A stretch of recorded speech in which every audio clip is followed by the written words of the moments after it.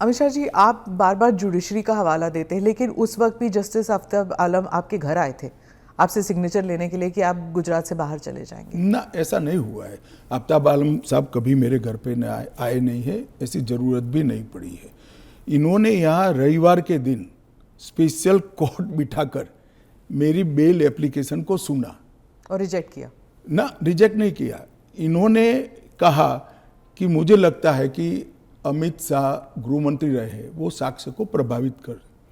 तो मेरी जो वकील थी, इन्होंने कहा कि आपको अगर ये भय है तो जब तक बेल एप्लीकेशन डिसाइड नहीं होता हमारे क्लाइंट गुजरात के बाहर रहेंगे। वो मैंने स्टेटमेंट किया है। 2 साल आप बाहर रहे? हाँ, 2 साल में बाहर रहा, निश्चित रूप से बाहर रहा, क्योंकि 2 साल भारत के इतिहास में कभी भी किसी की बेल एप्लीकेशन 2 साल नहीं चली है।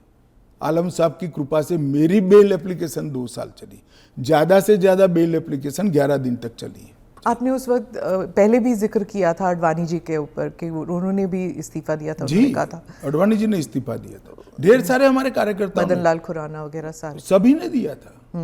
कि जब तक अरे अभी हेमंत सोरेन जी ने दिया था। ये तो एक नया संस्कृति आया अभी विगत 2 साल पहले ऐसा केस ही नहीं था कोई।